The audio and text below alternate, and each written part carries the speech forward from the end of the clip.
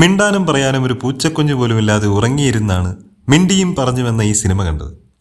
ഒരു pan Indian hit കഴിഞ്ഞ് ഇതുപോലത്തെ അവസ്ഥയുള്ള യുവനടൻ ആദ്യമാവാം. ഒന്ന് ഭക്തിക്കും മറ്റേത് ബ്രൂട്ടൽ ബ്ലഡ് സീൻസിനും കിട്ടിയ റീച്ചായിരുന്നുവെന്ന് ഇപ്പോഴെങ്കിലും മനസ്സിലായിട്ടുണ്ടാവുമല്ലോ.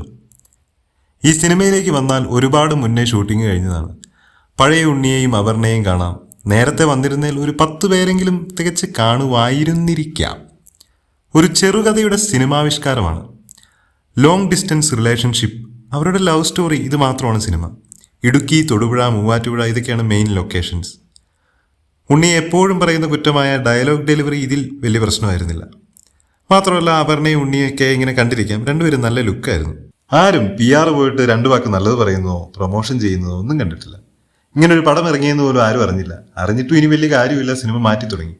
പക്ക OTT മെറ്റീരിയലാണ്. എപ്പോൾ വേണമെങ്കിലും ഒരു ദുരന്തം സംഭവിക്കാമെന്നൊരു പേടിപ്പെടുത്തലിലൂടെയാണ് കഥ പറഞ്ഞു പോകുന്നത്.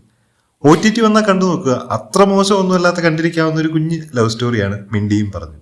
ജാഫർ ഇടുക്കി, ജൂഡ് ആന്റണി ഇവർ കൂടിയുണ്ട് ഈ സിനിമയിൽ.